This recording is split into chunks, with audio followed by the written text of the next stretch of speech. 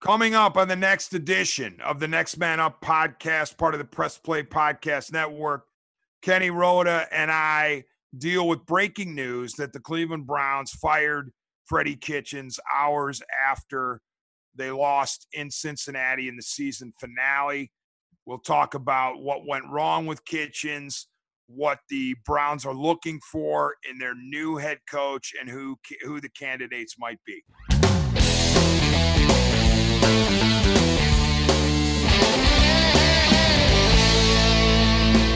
Welcome to the Next Man Up podcast, part of the Press Play Podcast Network.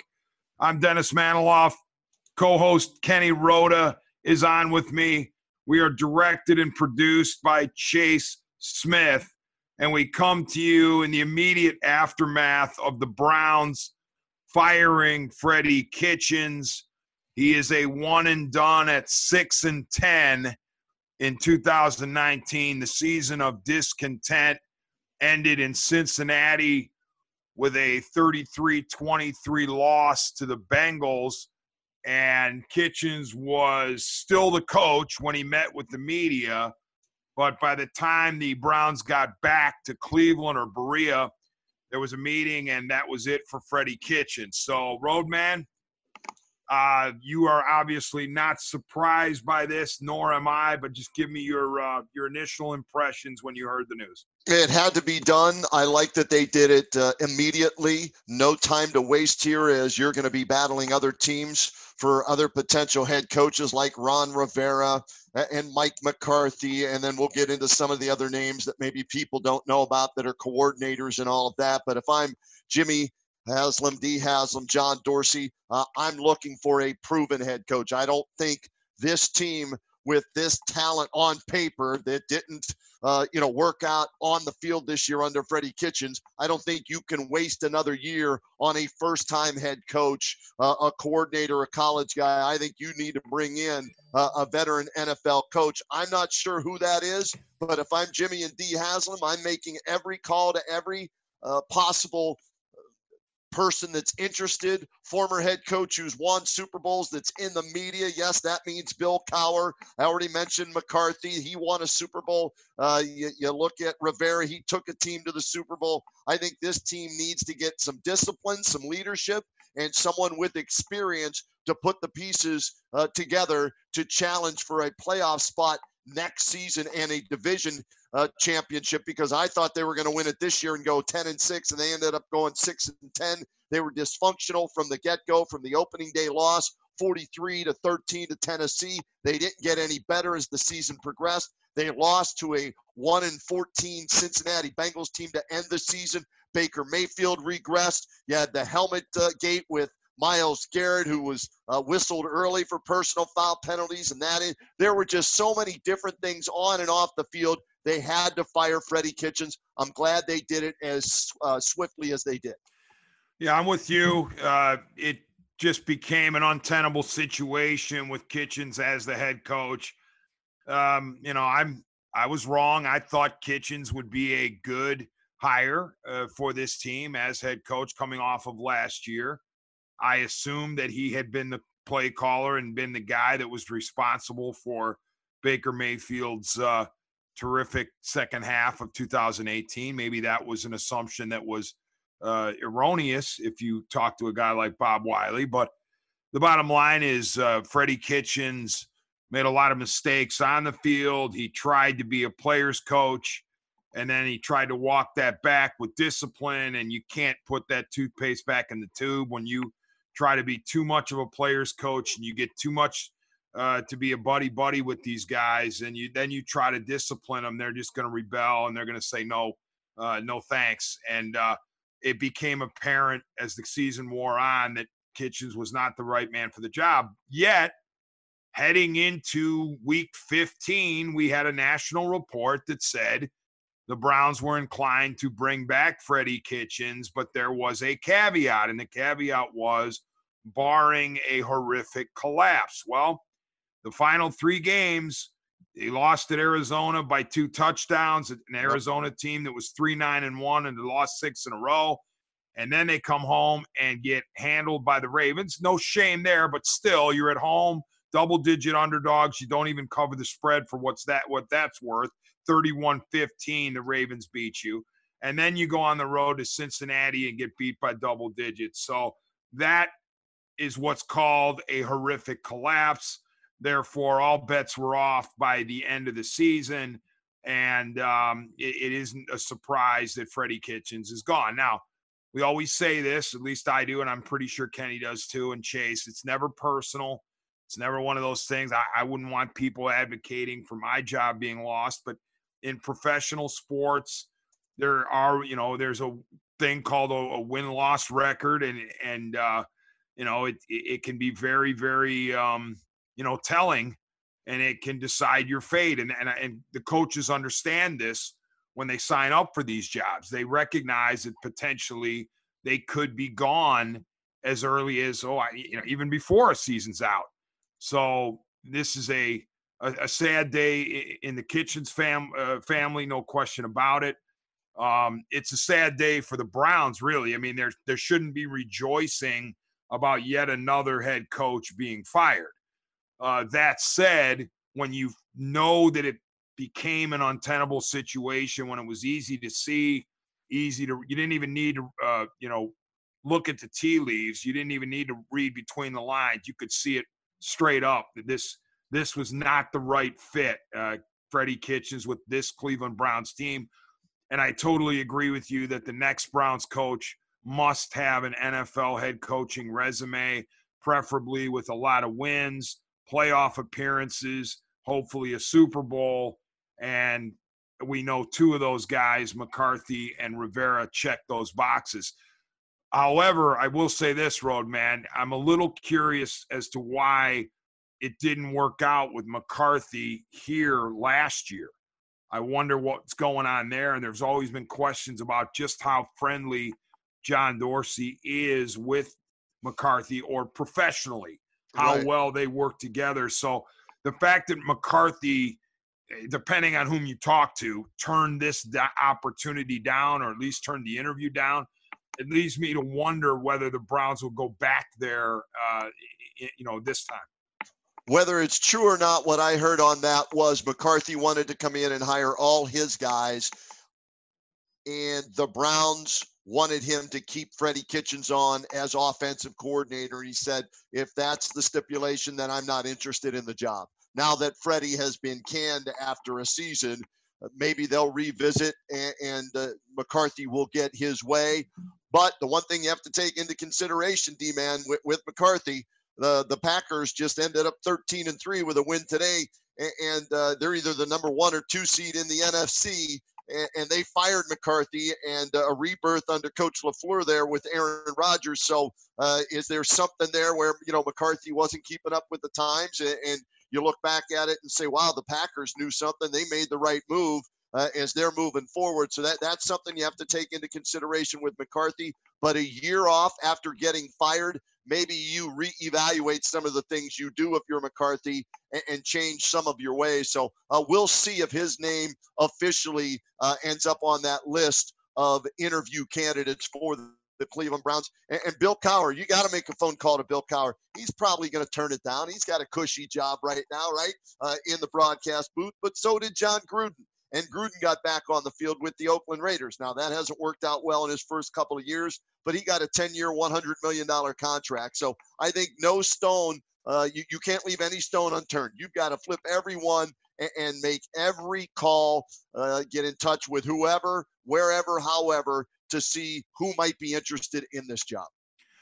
Yeah, and I'm hearing, first of all, I think I read just before we got on, I was taking a look at the Browns statement, the Jimmy and Dee Haslam statement, and they were talking about a comprehensive search and everything. But in all honesty, if I'm the Browns and I have, Mike McCarthy in my sights or Ron Rivera in my sights, now my Twitter is blowing up telling me that Ron Rivera is going to be the Redskins' next head coach. Well, you know what?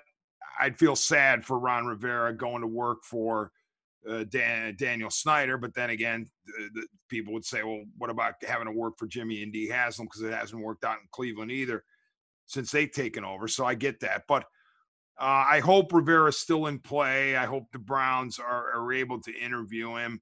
But again, no guarantees. You don't know if Rivera is going to work out here. McCarthy's going to work out here. Some people like Josh McDaniels. I don't trust Josh McDaniels, quite honestly. I mean, he left the Colts at the altar to crawl back to his man Bill Belichick. I wouldn't put it past him to do it again. Get cold feet and crawl back to Bill where he's in his safe space. And remember, McDaniels did not have a particularly good head coaching run in his brief time with the Denver Broncos. But neither did Bill Belichick when he was here. It was decent, but it wasn't great. And, people were asking, the chance of Bill must go when he was, with the Cleveland Browns. I've met his dad with my duties as co-host of the Kenny and JT show at WHBC 1480 AM in Canton. He coached at McKinley High School. My, co-host played for him.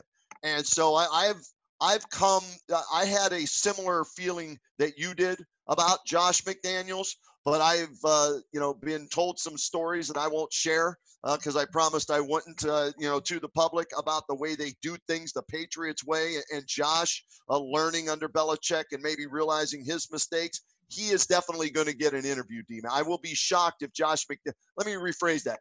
I will be shocked if Josh McDaniels doesn't at least get a phone call from Jimmy and D Haslam to see if he's interested in the job. And I think other teams are going to reach out to him as well, because if you're McDaniels, do you want to stay with a team that has a 42-year-old quarterback and may be in line to rebuild in the not too distant future, or do you want to go to a team that already has what looks to be at least an average quarterback, number one overall pick, couple of 1,000-yard wide receivers, 1,000-yard rusher, and a lot of talent on paper? So I would add him to that list of Rivera, McCarthy. I want to call Bill Cowher if I'm Jimmy and D, and I would put Josh McDaniels on that list too. Speaking of Jimmy and D, I mentioned the statement. It's now on the television in my home office here. ESPN has it up. The statement on Freddie Kitchens firing, quote, "We thank Freddie for his hard work and commitment to this organization, but did not see the success or opportunities for improvement to move forward with him as our head coach. Our focus is on hiring an exceptional leader for this football team, and we will take a comprehensive approach to this process. We are excited about the core players we have to build around and develop, and we look forward to bringing in a strong head coach that will put this group of players in a position to, in the best position to succeed." Look, a few words in there that leads you to believe that they're not in the grooming business this time around. It's not going to be the no head coaching experience in the NFL when you talk about a strong head coach. All right, I don't know of many strong head coaches in reference when you're talking about a coordinator being elevated to a head coach. So yeah, my sense is you're going to have an NFL head coaching resume if you want the job, and if you're going to get the job. I do wonder, though, that when they said comprehensive, I think it can happen relatively soon. I mean, I don't think this has to be some 2, 3, 4 week process if you get the right call from the right guy, or if the right guy answers the phone and says, yeah, I'm interested. I don't know why you have to have search committees and all that kind of stuff, but we'll see how it plays out. Now, I do want to address something that has bothered me over the past 5 or 6 weeks. Now, I thought I finally crossed over on Freddie after the Arizona game. Okay. So it took me 15 weeks because I wanted to be as fair as I could to the man, and I recognize it wasn't all his fault. Players are responsible for a lot of this, and so are, ownership, GM, you name it. Everybody's responsible in some way for 6 and 10. But I tried to be as patient as I could. Just the patience ran out. Kitchens just didn't look like the man for the job going forward to me. And then you hear and you read some people were saying, well, you have to give him another year. He deserves another year because. because he deserves another year. And I'm saying, no, that's not how it works. There are plenty of examples of coaches who were given more than 1 year, and it set the franchise back multiple years. Okay. So this idea that, well, if you don't give a first-year head coach an opportunity to outgrow his mistakes and learn from his mistakes, that you really causing yourself a catastrophic blunder. I disagree. I mean, think about Pat Shurmur as one name out of many. Pat Shurmur, 2 years with the Browns, 9-23. 2 years with the Giants, 9 and I think 23. I think he's gone 9-23 in two different places in 2-year stints. And I'll be surprised if he makes it past the second year with the Giants. If that's the case, if he is whacked after 2 years, that's twice that Pat Shurmur got multiple years, and both times it didn't work out to the point where the franchise lived to regret it for multiple years. There are many names out there who have gone multiple years and their franchises have lived to regret it. Hugh Jackson, the most notable in Cleveland. He not only got 2, he got 3 years. So just because you get rid of a coach after 1 year, it's not the end of the world. You didn't jam the guy. You didn't prevent some future stuff. Because, the apologists would say, well, look at how these great head coaches in their first year performed. So, I mean, it means nothing to me. You could cherry pick examples all you want, and I'll counter with examples of guys who stayed a second year too many or a third year too many, and the franchises were upset about it, and it set them back that much more. So what the Browns need to do is say, and they did, no harm, no foul, or a little harm, no foul. We're moving on. It's been nice knowing you, Freddie, but we need a clean slate, and we need the quote-unquote adult in the room. That's the key here. You've got to get a guy who comes in and doesn't try to be the player's buddy, and he has to have credentials that you respect as a player, and you're going to go to work for him, and team is going to be first. It's not going to be a collection of individuals. It's going to be a team. And that's what I think has to be your prerequisites when you go on this search. The Browns season, D-Man, had so many twists and turns, ups and downs, unbelievable moments, and mostly, negative, that this to me was the only conclusion they could come up with after a 6-10 record. They started 2-2, D-Man, 2-2. High expectations before the season got underway. Playoffs, division championship. They're 2-2. They're in first place after beating the Baltimore Ravens. And all the Ravens did after getting beat by the Browns was win, I think, their last, 12 games, finished 14-2, number 1 seed in the AFC, number 1 seed in the NFL. And the Browns from that point at 2-2, what they go, 4-8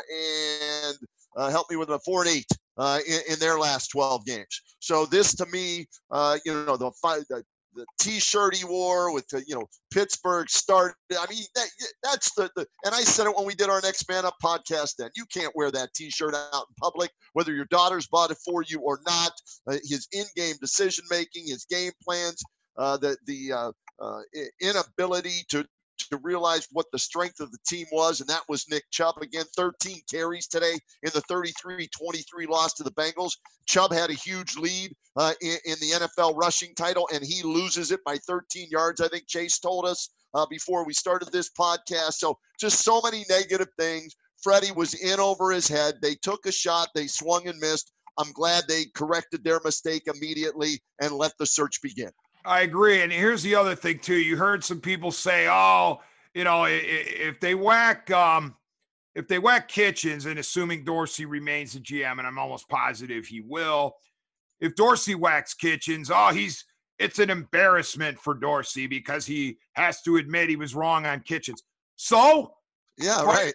Firing coaches happens all the time. And by the way, if you bring in a guy who has clout, a guy who has a resume like a Rivera or a McCarthy or a McDaniels or even a Cowher, the Freddie Kitchens will be forgotten in 5 seconds, okay? There will be no more embarrassment that John Dorsey has to endure because he had to admit that he was wrong on Freddie Kitchens. No, he took a shot on Kitchens. It didn't work out. You move on.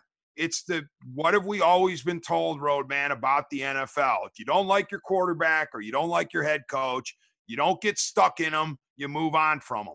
And that's what the Browns have done, and I credit them for it. They didn't dig in and say, you know what, Freddie's got to get another year. He deserves it. They learned from their Hugh Jackson mistake, and they realized that this was not going to go anywhere. It wasn't going to get appreciably better.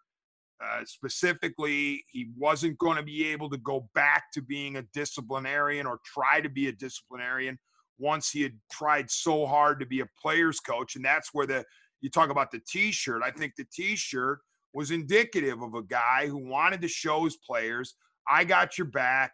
You know, I'm one of you, but you can't play that game. It's a fine line, and Freddie wasn't able to walk it, especially for a first-year head coach. First-year head coach, yes, you want your players to listen to you. You want them to like you, as it were, but they must respect you.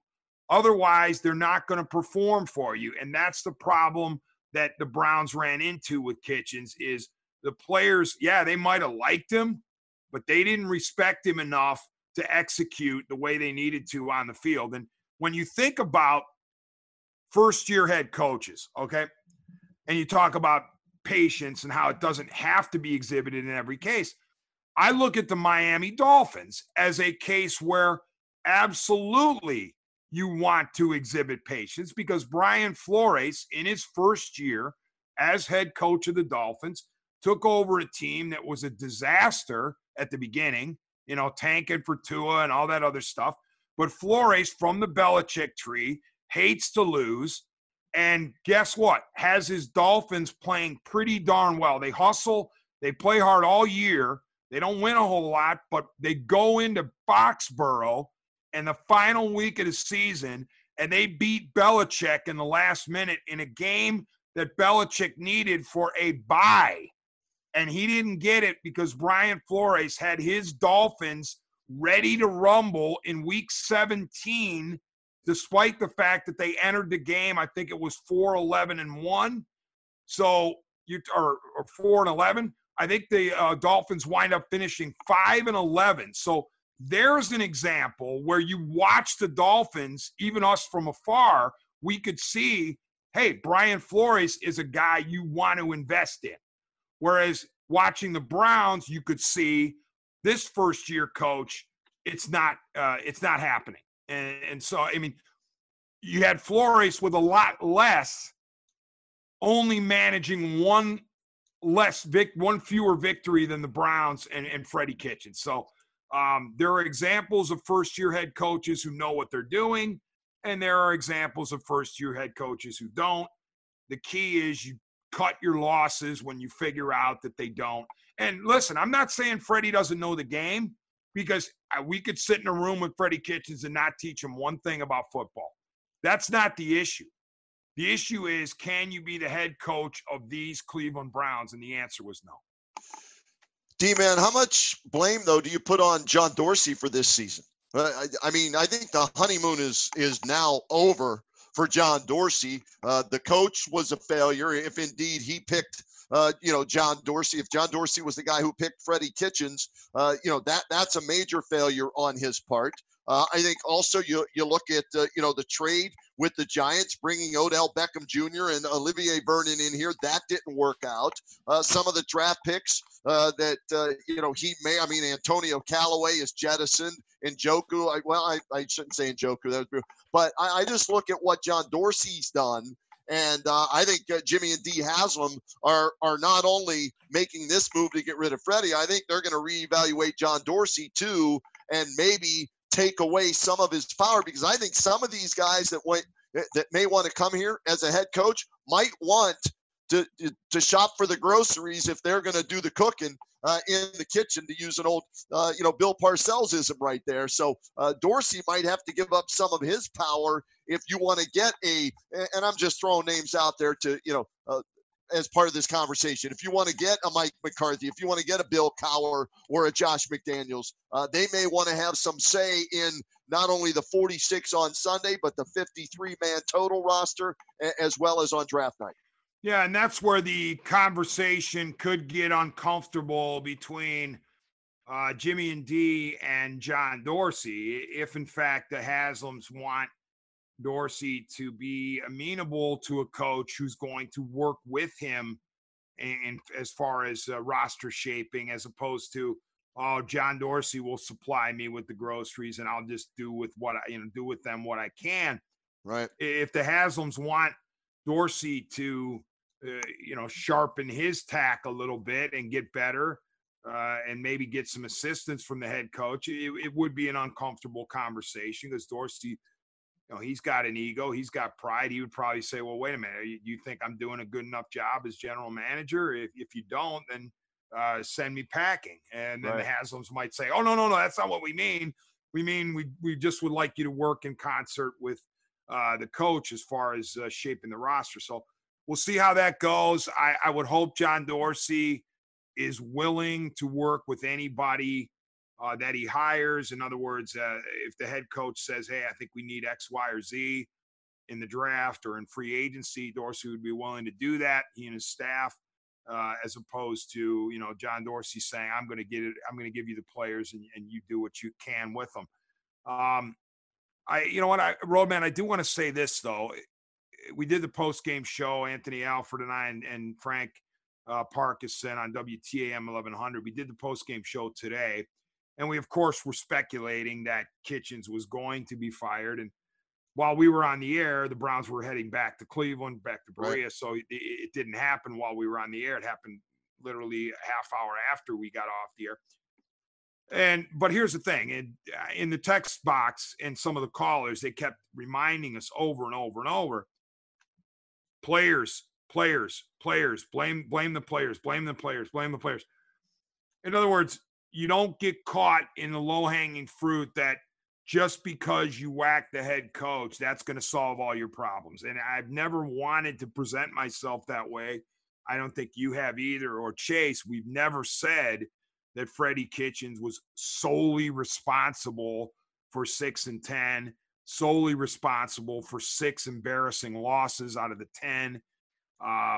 Solely responsible for only 2.25 quality wins an entire season. The players are absolutely culpable. I don't ever want that to be misinterpreted. That's as straightforward as I can be. Players have had their issues this year. You've had as I say, a collection of individuals. You've had guys who seem to be more concerned with themselves than the team. You've had a quarterback who hasn't played to his standard, or certainly to his number one overall draft pick status. To me, too many individual agendas, not enough guys pulling on the same rope in the same direction. Too many discipline issues, too many questions about what's going on each week with various people. So it isn't just the coach. Just because Freddie Kitchens will have left the building, that does not solve the problems in and of themselves. That's an important point that needs to be hammered home. I agree with you, but I think he was a bigger part of the problems than the players this year. I agree. Baker Mayfield regressed, but did he regress because he wasn't getting good coaching from Freddie Kitchens? Did Freddie not put the players in the best position to win, the best position to get the most out of each and every player for what they're capable of doing? Now, the other thing, too, Steve Wilkes, the defense stunk. Maybe we saw why Arizona canned his ass after 1 year. All right, so if I'm the head coach, see, even your dog agrees with me. Your dog's barking up a storm because your dog knows they made the right move in firing Freddie Kitchens. In the two dogs coaching staff. The dog pound's going crazy inside. We are in the dog pound. I didn't anticipate this at all, but we're in the dog pound, and they've just gotten word that Kitchens has been let go, so and they agree. See, they're all telling you. excited about. They're all in agreement about it. So this whole staff's got to go, and I think yes, the players have to assume some of the responsibility. But for me, this was, I mean, a train wreck throughout the year.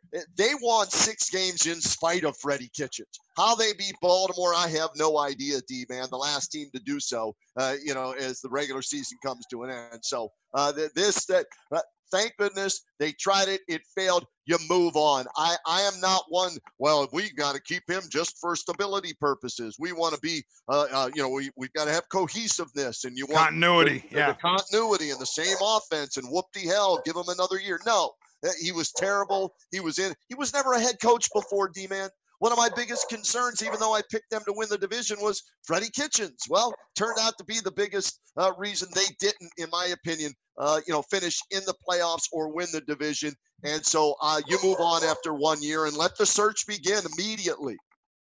Yeah, that's the big lesson that the Haslams would take away from the Kitchens experiment, if you will, and that is no more, for the time being at least, no more coaches hired who don't have NFL head coaching experience on the back of their football card, if there is one, or resume, a football reference page. That would disqualify a guy like, for example, Greg Roman, who I think is a bright mind. He's proven himself to be a heck of an offensive coordinator with the Ravens. Greg Roman, to me, is a candidate to be a head coach somewhere, someday, just not the Cleveland Browns in 2020. And by the way, if I were to like Roman, it wouldn't be because he's a John Carroll guy. It would be because of his NFL mind and what he's done with the Ravens. But the point being is that you have to just say, hey, Greg Roman, good luck somewhere else. You're just not the guy for us at this particular time. Another example, Urban Meyer. I truly believe Urban Meyer will be coaching in the NFL in 2020. I think he's going to be the Dallas Cowboys' next coach. I don't have any sources on it, just my gut. But here was the thing. If Urban Meyer were available to interview with the Browns, maybe I interview him, but I don't hire him because he hasn't been an NFL head coach. Some teams can take on the college star, if you will, who doesn't have an NFL head coach next to his name, but other teams can't. And the Browns, this franchise, cannot afford to bring in somebody, as you said at the top of this show, who has to learn on the job. Can't have that. Because you don't have a roster, you're not rebuilding. You've got a group of veterans who presumably are ready to win. They just need to be directed toward that end properly. So, I think that limits the choices, but it doesn't matter. If you get the right guy, it won't matter how finite the group is that you're picking from. Well, we'll see what they do, D-Man. I like the fact that they jumped on it early. They didn't even wait till, tomorrow morning at 10 a.m. to give us a press conference. They announced it in time for the 11 o'clock news, 10 o'clock news tonight. And now the search, I've got to believe they already had feelers out to some people. They knew. I don't think today's game made the decision for the Haslams to fire Freddie Kitchens. I think they knew prior to today's game they were going to get rid of him, and they had probably reached out through agents or back channels or whatever. Now, you can't talk to, I don't think, coaches currently with another team, but the guys we're referencing earlier in this podcast, McCarthy and Rivera, maybe Cowher, whoever, they had, plenty of time to reach out to those guys and see if those guys would be interested in the job, which would lead them then to make sure they get rid of Freddie Kitchens, and they need to act swiftly so they get their guy and another team doesn't come in and swoop in and take their number one candidate away. And Roadman, I know that we will put Kitchens in our memory banks. We're doing it already, but I do wonder though, would it have been different for Kitchens if at any point during the season he offloaded the play calling to Monken? I mean, obviously, we're never going to know for sure, but why did he get the job, D-Man? It was because of his play Yeah. calling, right? So if you're going to go down, the captain's going to go down with the ship. I wish he would have as well, but I can understand why he didn't. If he was going to go down, he was going to go down his way, and he did. And now let's see, who picks up Freddie Kitchens as a offensive coordinator. I don't think he's, going to get a head coaching opportunity anytime soon, but he's a football lifer. He's going to get a job as an assistant coach or a position coach somewhere. We'll see where that ends up being. I wish him nothing but the best. He's a good guy, but he just wasn't the right guy and wasn't prepared for an NFL head coaching job, having never coached before as a head coach at any level. Great way to sum it up. Thank you, Roadman. And listen, I'm going to finish by saying, Ron Rivera, I know you will listen to this podcast at some point. Somebody's going to put it in your inbox. Ron, everybody's telling me that you're locked in with Washington. I think the Browns fired Kitchens as quickly as they did because they didn't want you to make that mistake and go to Washington. Come to Cleveland, team up with John Dorsey, and let's have some fun. So, Ron, you don't want to work for Daniel Snyder. I know, like I said, the jokes, you want to work for the – yes, the Haslams are preferable to Daniel Snyder. Trust me. But you got more talent here. So, Ron, please reconsider your Washington Redskins move. All right, that's it. That'll be it for the Next Man Up podcast. I love it, D-Man. Part of the press play. You're reaching out, man. Hey, I know, Ron, somewhere, even if you're in a hotel in the district and you're getting ready to be announced tomorrow as a head coach, think about what I'm telling you. Baker Mayfield, Nick Chubb, Kareem Hunt, Jarvis Landry. I'm not going to mention OBJ. Okay. A promising defense that gets Myles Garrett back from suspension. You're just the guy we need here, Ron. So reconsider the whole Redskins thing. All right. Thank you, everybody, for listening. And thank you, Chase. Thank you, Roadman. And we will talk to you soon.